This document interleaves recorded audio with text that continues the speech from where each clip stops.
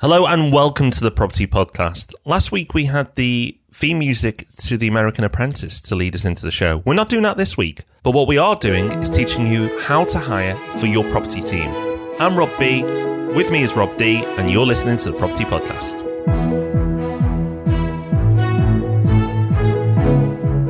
Yes, welcome to the Property Podcast. And if you are feeling a bit stressed, a little bit overworked, there's always those extra few things on your to-do list that never quite get done, we're here to help. Today's episode, we're going to tell you how to hire for your property team. So whether that's someone to help you out with admin, someone to help you manage your properties, whatever it is you need doing, we are going to walk you step by step through the actual hiring process that we have used to grow the teams in our various businesses. So, if this is something that you've tried before and not had a lot of luck with, or you've never quite got around to starting because you don't know where to start, we are going to help you with that. We're also going to give you a cracking resource to help you with that. And we've got our favourite type of news story, which we'll elaborate on in a minute. But first, a quick word, Rob, about meetups. Yes, they are next week. So a week from today, we're actually giving you some notice for once. We've improved our systems. And we'll let you know that the meetups are a week today. So if you're listening to the podcast now, check your calendar, look for the first Thursday of the month, and go to thepropertyhub.net/meetups and find out where you can go and where a meetup is near you. If you've not been to one before, you're mad. They're super, super friendly, lovely people, no selling, very relaxed, great bunch of people to network with. One of us will be in Leicester. We don't know who yet. We'll have an arm wrestle, but that'd be pretty pitiful if you've seen our arms, so we probably won't do that. But one of us will be in Leicester, and one of us will be somewhere else, which we'll announce soon. But if you're on our mailing list, then we'll update you via email and let you know where we're going. If you want to join us or avoid us, it's up to you. Yep, absolutely. Lots of them going on, bound to be one near you. Do get down there. Even if networking isn't normally your thing, I can promise you'll have a really good time and meet some interesting people.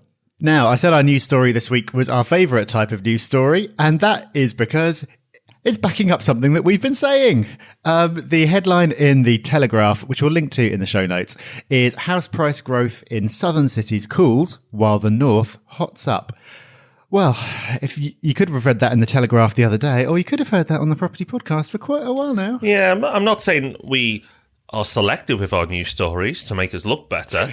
However, it does make us look better. So this is why it's the news story of the week, because we got Brexit so wrong, we needed to build up our credibility again. But seriously, the article is worth looking at, because what it shows is there's been growth across many areas over the UK over the last 12 months. And growth is continuing, but the rate of growth is slowing down in many areas. So it's not negative. It's not falling where house prices are dropping. It's just growth slowing. However, growth has been accelerating in places like Manchester, Liverpool, very strong actually, from almost very small growth to very high growth. The article's worth looking at. The graph, it takes a little bit of time to get used to and get your head around, but once you do it, it makes it interesting reading. So have a look at that. But most importantly, Rob and I were right. Absolutely. So that is going to be linked to in the show notes, which this week are at thepropertyhub.net/how-to-hire. And the reason that those are the show notes is because that is precisely what we're going to talk about, how to hire for your property team. So as I mentioned last week, this episode is inspired from me attending one of the meetups. See, they're so valuable. And I met a guy there, and he was talking to me about hiring for his business and his property business and his own personal business. And I said, right, I'll give you some information. But then I thought, actually, rather than give one person information, we can give it to everyone. So that's what we're doing. Yeah, and the reason that we're so excited to talk about this is because hiring has made such a huge difference to us. If there's something holding you back, whether it's your own time, whether it's something that you're not good at doing, hiring full stop will massively improve that. But hiring the right person is an even bigger game changer. The difference between getting a good hire and a great hire is like, you know, it's not just double the efficacy. It's 10 times, it's 100 times. It's unbelievable. And we've got okay at this over the last few years. We haven't got it right every time. We have made hires that didn't work out. Most of the time, though, when those hires haven't worked out, it's been because for some reason we didn't follow our process. This process is the one that we use. When we use it, things tend to work out. When we deviate from it, things don't end so well. And that's why we've talked a lot about the benefits of hiring in the past, but we haven't gone into it in the exact detail that we think that is necessary to get it right every time. And that's what we're going to do today. We will. So what do you need to get started? Well, you're going to need two things. You're going to need the process that Rob's just mentioned, which we're about to give you. And you're also going to need a Trello board, because we've built this process through Trello. Now, the good news is, I don't know if we've mentioned Trello before, Rob. Has it been mentioned? Not sure. No, okay. So for those who don't know, Trello is a wonderful piece of software that's absolutely free. So check it out. But link to the show notes, which is at thepropertyhub.net/how-to-hire. That's thepropertyhub.net/how-to-hire. Go there and get a copy of this Trello board. It'll be explained on there how to make your own copy. Don't worry about that now. But what you do need to know is that you can make everything we're going to go through a lot easier by using this Trello board. So let's start with where we should do, which is the pre-hire. So before you even get into the hiring process, there's work to be done before you get going. And the first thing you need to do is understand the name for the role. And more importantly, understand the name for the role that the market understands it. So you might have in your head property superstar helper, but that's probably not what it's called in the marketplace. So it might be called a VA, a virtual assistant, or a personal assistant. It might be different in the marketplace to what's in your head. I know that sounds crazy, but a lot of businesses have in-team terminology. So, for example, in RMP, we have the care team. But if I advertised a care team member online, that's not really going to appeal to anyone because they don't know what it means. So think about the roles and think about how it's going to look in the marketplace.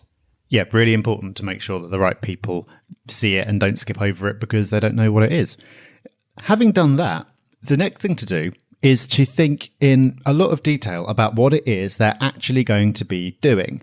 So it's all very well to go, I'm overwhelmed, I need someone to help me. But dig into that and work out what exactly they're going to be doing daily, weekly, and monthly. So put together task lists of tasks that need to be done every day, tasks that need to be done once a week, tasks that need to be done monthly, tasks that need to be done every so often, and actually write all those out. So you've got a clear idea of what it is that you're hiring for. And also because it will help you with the next step, which is the job advert. And also think about what the KPIs are, so the key performance indicator. Basically, what are they being judged on? What are the targets that you want them to hit? What defines a good performance in this role? And doing this step, coming up with the tasks and the KPIs, isn't necessarily easy. It can involve quite a lot of serious thought. But it's really helpful because if you don't do that, then not only will you write a poor job advert and you won't get the best applicants because it will be vague and people won't know quite what it is, but also you won't have defined success to yourself. So you won't know whether to be happy with your hire, whether they're performing or not. So it's these kind of things. This pre-hiring is really, really important because if you get it right, it makes everything else a lot easier. As Rob touched on, the job advert, make sure it's appealing. Don't be dull. You're probably not dull, so don't make sure your advert isn't dull. A really good headline can make a difference. People are going to scan through different roles, and if you've got a catchy headline, then it will get clicks and people will investigate further. You've then got to make sure the role's appealing from that point on, but make sure you write good copy. And then, just as important, post it in the right place. So, for yellow lettings, where everybody pretty much works remotely, advertising in the London Evening Standard is not the best place to place an advert. Even though lots of people will see it, that's a poor choice. So for yellow lettings, because we are open for people to work anywhere in the world, we put it on one of the websites we use. It's called Working Mums. Working Mums is a great website, which is basically mums all around the world who are looking for work but want to work from home. So for yellow lettings, it's a perfect marriage. We find lots of good people there. But think about your role, think about the type of person, think about the places they're going to be looking, and advertise accordingly. Don't waste money in places that your ideal audience is not going to be. And then the final step of the pre-hiring process is thinking about an appropriate skills test for the role. So how are you actually going to test whether someone can do the job? Because, okay, someone might be able to talk a good game in interview, but a lot of people can talk very convincingly about what they've done in the past and how great they are, but that doesn't necessarily mean that they're going to be able to do what you're hiring them for. So a skills test is a really important step. Now, there are going to be some occasions where this is something standardized. So, for example, if you're hiring a bookkeeper, there are actual existing tests for specific pieces of software or just kind of bookkeeping knowledge in general. So that's fine. On other occasions, you might want to create your own skills test with get them to actually do a few of the real world type tasks that you're going to want them to do in the job. But whether you're creating one or just finding one, identifying that skills test is very important because you might have a good feeling about someone from interview, but that's going to be what really gives you the confidence to go ahead and make the hire. So you'll need that later in the process, but decide what it is before you get started. And having done that, you can finally get started. Right. So there's a few steps here. And remember, we're going to give you a board, so we're going to whiz through them.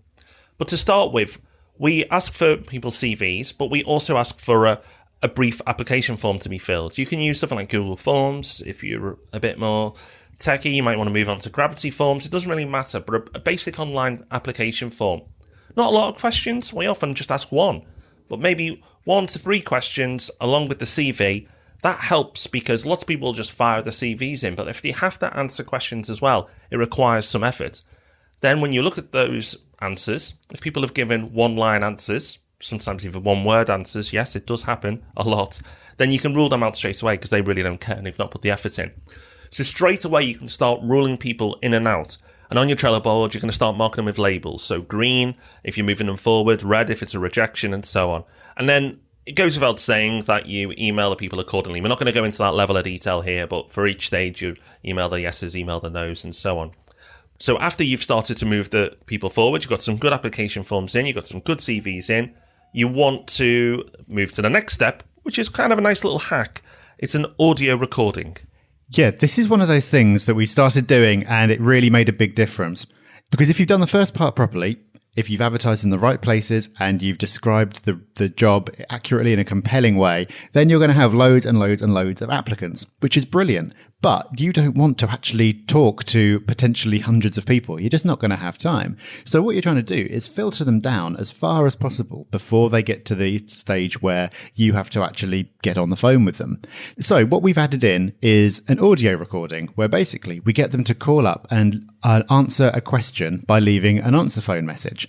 And what that means is we've then tested them on 2 different things. We've had the written questions along with the CV, and then we've got the audio recording where you can really tell so much more about a person, even if it's only a minute. You can get a real sense of their personality because, you do get people who come across really strongly in writing, but then it turns out their personality or their kind of, you just don't get that sense of spark when you're speaking to them. And it can work the other way around as well. So the audio recording is really helpful. Basically, you just get answer phone messages coming in. And so it's so much quicker than actually going into an interview straight away because you can just go through them all, listen to the messages, and then filter them down even further using the same process as before, marking them as red or green and deciding who to move forward to the next step. And then when you move to the next step, this is where you can choose. If you're a business and this is an important role, then you might want to consider group interviews. So getting people into a big venue, if you've got space in your office, great. But if this is for an assistant, a virtual assistant at that, then Skype interviews are going to be okay. Not a group Skype interview, but because you've narrowed it down so far, you might be down to maybe 6 to 10 people at this point. You can do 15-minute Skype interviews. Now, make every candidate aware that this isn't a main interview and this is a shorter 15-minute interview. If you have several people in your team, it might not be you at this point doing it, but if it's just you and it's your first hire, then you definitely do want to be doing this. But make it clear it's just a brief chat. Have some key questions ready and good questions. Think about why you're asking them and what answers you want from them. Don't just ask questions for the sake of it. And then spend 15 minutes with them, video with Skype. So now you've had something written, you've had an audio, and now you're having interaction with someone visually where you can see how they interact as well. So you're really getting to know this person, but you so far have only spent 15 minutes with them. So you've got a lot of information, but only a short input of your own time. So you're starting to build a better picture of the type of candidate you're getting. And hopefully from this point, you've narrowed it down even further. Yeah, it's really amazing how much you can get to know about someone after just 10, 15 minutes with them, having gone through these previous steps as well. And just to emphasize something that Rob touched on there, video interview on Skype if you're not doing it in person, because that just gives you even more information. It makes them feel more comfortable, so you're more likely to have a good flowing conversation, but also you can see how they present themselves. You can see where they are and if it's a mess or not. So it's worth brushing your hair and making yourself look a bit presentable for an hour or two while you go through these interviews. It gives you a lot more data to work with. It does. And remember, you may not enjoy that type of interaction video over Skype, but they are feeling the pressure far more than you. So they're not going to be thinking about you. They're going to be thinking about themselves and how they present to themselves. So don't worry. Now, the next thing you can do is optional. And this is for higher level stuff. I'm just going to make people aware of it. It's something we do at RMP. It's something we're going to bring to Yellow. But we do personality profile tests. And the one we use is Talent Dynamics. We've talked about Myers-Briggs before as a test you can do for free. Talent Dynamics isn't free. It costs about £50 a test. That sounds a lot, particularly if you're doing it for 2 or 3 people. However, if you understand it and use it correctly, it's worth its weight in gold. Now, I must admit, when this concept was introduced to me, I was skeptical. I always was about these things, but the more I've learned and the more I dig in, it's a very, very useful tool. I wouldn't say use it at this point if it's something you're not familiar with, but if you can get some coaching or read up on it on how to use it and best practices, then it could be something worth considering. However, if you just want to get an idea of the personality, maybe a free test like the Myers-Briggs test that we discussed before might be okay. Feel free to miss this step out, but I've just thought it was fair to mention that we do it, and we'll be doing it across all our businesses soon, because we wanted to give you our full process. But you might not want to use it because it could be a wasted step if you don't understand how to interpret it correctly. Yeah, it depends what you're hiring for, really. Like, some of this might be considered overkill. Like, if you're hiring someone off a site like Upwork to go and scrape data off Rightmove for you for a couple of hours a week, you're not going to want to start busting out the Talent Dynamics profiles. It would just be severely overkill. But there'll still be principles that you can take from the process that we work through. You can take the same ideas even if you water it down a little bit. But there'll be some roles, like if you're taking someone on to work very closely with you or to manage a portfolio for you, when you're absolutely going to want to do all of this, because the cost of getting it wrong is quite severe and the reward of getting it right is equally impactful on your business. So that's an optional step, the Talent Dynamics. But having got this far, the next step is to invite the people who've made it through all the filters so far to either a face-to-face interview or to a Skype interview. But before you actually get to that interview, a non-optional step, something that is really important, is to discuss where you're up to with a trusted advisor. And Rob, I know this is something that you feel has made a really big difference since you've started doing it. Absolutely. This process, it might be very much you controlling it and you're taking someone through every step. It's a very big decision. I mean, unless it's, as Rob said, someone doing some basic work 2 hours a week. But if it's a bigger hire than that, it's a big decision bringing someone on board. You're going to have to work with them a lot. You've got to make sure you're doing the right thing. So speaking to someone about the person you're looking to hire can make a big difference. Now, we use the word trusted advisor. That may be somebody you respect in the industry who's hired a lot of people before. It might not be some formal relationship, but somebody you can ask. Rob and I discuss it with each other. We'll discuss it with the management team. I'll discuss it with some of the mentors or unofficial mentors that I know. It's good to get it out your head and talk it through. And actually, you find that you might not ask anything, but just talking out loud about your thought processes and what you think of each candidate often helps you get to a point where you're like, right, I can hire that person. I did that yesterday. I actually offered a job to someone yesterday, and that was after doing a final. I'd done this step already once. And then after both final interviews, it was down to 2 people. I then spoke to someone again, a different person this time, ran through it and actually did more of the talking, but it was just helping me get it out my head, go through the process. And by the time I stopped rabbiting on, I went, right, made my decision. This is the person we're going to hire. But it helps. Get out of your head, start talking about, the people who are in the final stage with somebody you trust, someone who's been there and done it, someone with a bit of experience, and get their feedback, but also just start talking about it. It helps. It's a key step. It doesn't sound like a big thing, but actually it makes a big difference. Okay, then finally, after all these steps, finally we get as far as the big face-to-face interview. Or it could be another Skype video interview, depending on the nature of the role. But either way, this is the big one. This is actually the step that whenever I've done job applications in the past, way back, and I hope I never have to do it again, but it always feels like you go straight in at this point. Like they'll get you into the office and they'll do a face-to-face interview. Such a waste of time. It's so much better to do all these other things first, because whenever we've done this process, we've ended up with maybe 3 people to do a final face-to-face or Skype interview with, and they've all been absolutely brilliant. It's very rare that we get to the end and we have a bit of an interview, because the process has weeded out the people who aren't the right fit. When you get to this interview, asking the right questions is really, really important. Interviewing is a skill. And it's a skill that we've certainly improved at. A lot of people have said after we've hired them, and we've been talking about it later, they've said that they had no idea if their interview went well or not, and they found it really intense. I don't know if that's a good thing or not. I think it probably is, because we're not just having a chat and seeing if we get on, although that element is important. We're asking the right questions to find out if they're the right fit for the job and if the job's the right fit for them. Now, there are 2 really, really great resources that we've drawn on heavily for doing this. They're both by the same people. Their names escape me right now, but all this will be linked to in the show notes. There's something called the top grading method, and there's a book called Who.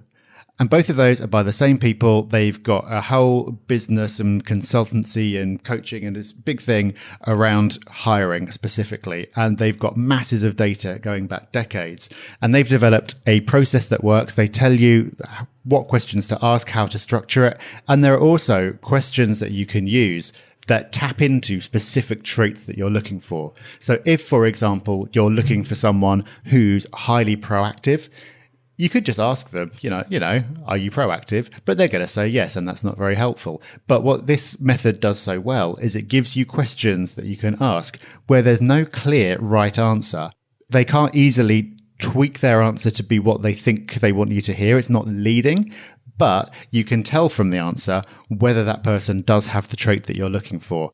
The difference between using questions like that versus doing what most people do, which is just kind of chatting away and talking about their past, is absolutely enormous. And it's very, very revealing, some of the answers that you can get, and it can completely change your perception of somebody. So those resources are highly, highly recommended.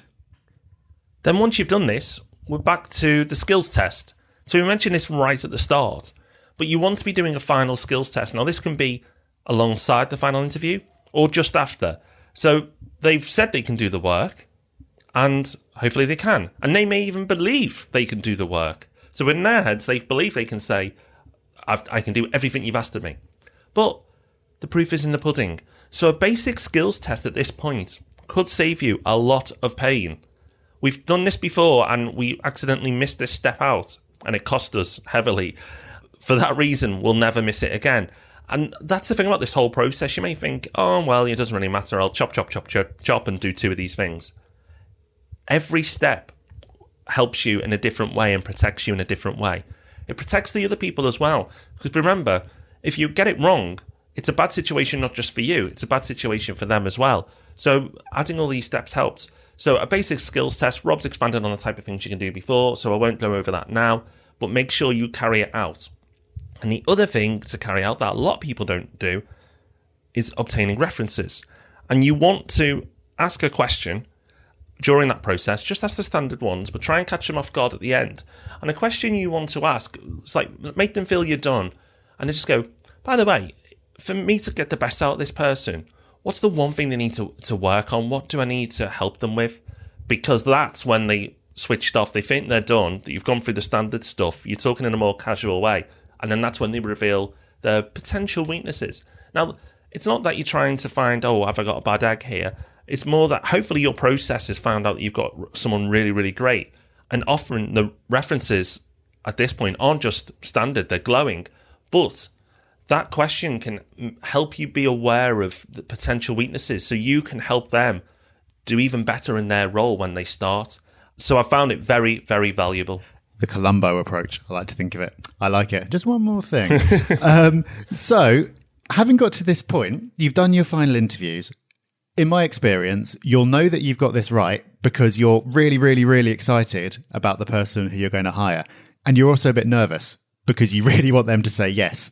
That is the position that you want to be in.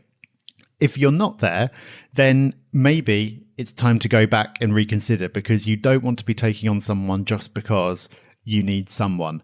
You really want to be excited and a little bit nervous at this point. So then you make them the offer, and having done that, having gone through all this process, you hire the right person. Fantastic. You've done a lot of great work, but there's one more critical step, and that is onboarding them well. This really is an episode in itself. It's not something we'll go into in massive detail, except to say that you could take the best person in the world, and if you just throw them in and don't give them any instructions, don't really tell them what's expected of them, and just leave them to it, maybe they'll do an okay job. But what are the chances that they're going to be as good as they possibly could be? They just won't be. It's really, really critical to onboard them well. You might have it in your head that having some kind of sink or swim scenario is going to be a good thing to kind of test their mettle. No. Give them every opportunity to succeed. It's really, really important. So, as you can see, that's pretty intense. I imagine a few of you going, oh, so that's, I've never been through like that, anything before. And that's the point.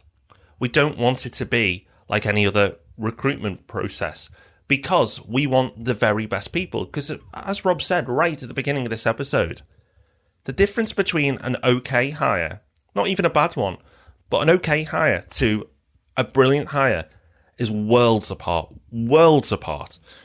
RMP, Yellow, the Property Hub, kind of the three things we're doing a lot of work in, they are big companies. But actually, they haven't got huge teams.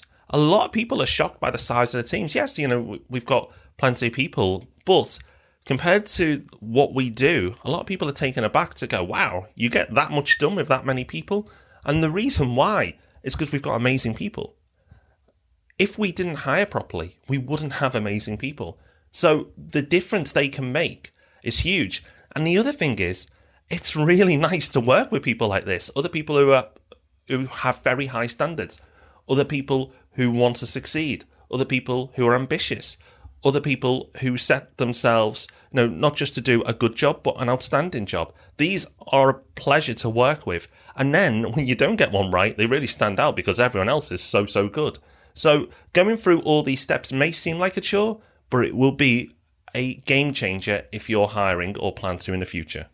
Yeah, it absolutely will. And so all the resources are going to be in the show notes this week, which are at thepropertyhub.net/how-to-hire. So you'll see some of the links to some of the things that we've talked about. And just to quickly mention as well, that there are going to be people you'll want to work with in property, such as accountants, mortgage brokers, solicitors, and so on, where you're not going to be able to go through this entire process. But if you familiarize yourself with the process, there are elements that you can use, such as some of the questions that you ask and the traits that you look for. So this applies for people who you're hiring directly, but you can also draw on the same concepts for people who are going to be working as external partners, because exactly the same applies. The difference between somebody okay and somebody great in those roles is absolutely worlds apart.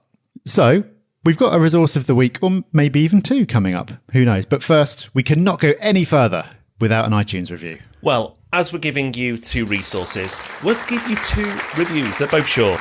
The first one comes from AS Leicester, and AS Leicester says, I've been listening to the podcast for a while now. I found the topics discussed really informative. From current trends to long-term strategy advice, you really have the whole property spectrum covered in one forum. Keep up the great work, Rob and Rob.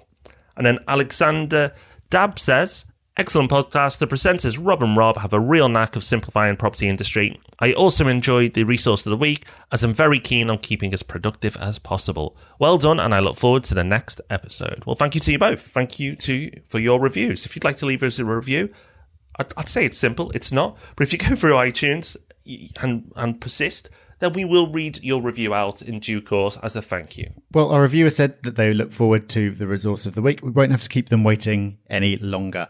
This week's resource is a Trello board that will help you implement this process that we've talked about. So if you've been listening and trying to sort of scribble down notes and keep all this straight in your head, then the Trello board, when you see it, it'll make it all a lot clearer. You'll see how we structure it, because that's what Trello is so good at. It's really simple, but it helps you structure things and keep track of things. And it becomes really important because if you advertise and you have hundreds of applicants, which does happen, and it's happened to us just the last couple of weeks, it's quite a task to keep on top of everything. And Trello keeps that system rolling. It makes everything work. So we've saved you the effort of putting it together, and we've done it for you. So just follow the link in the show notes at thepropertyhub.net/how-to-hire. It'll take you to the Trello board. There'll be a card on there that tells you how to duplicate the board, so you've got your own copy to work from.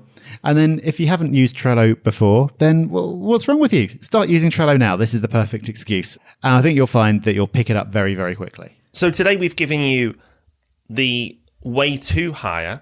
But if you're starting out in the working world and you'd like to understand the other side of the spectrum, being someone interviewed, and how to approach that, and little hacks and approaches you can make to stand out from the crowd. Well, I was interviewed by James on the Graduate podcast. We'll link to it in the show notes. But if you listen to that, an interview there I gave us how to stand out, how to look like the best candidate possible. It's linked to property, but it applies really to any industry. So if you'd like to understand how to stand out in the interview process, then listen to that podcast as well. So there you go, 2 resources. Definitely. And it's worth saying that from hiring, from being on the other side of the table, it's unbelievable how easy it is to make yourself stand out.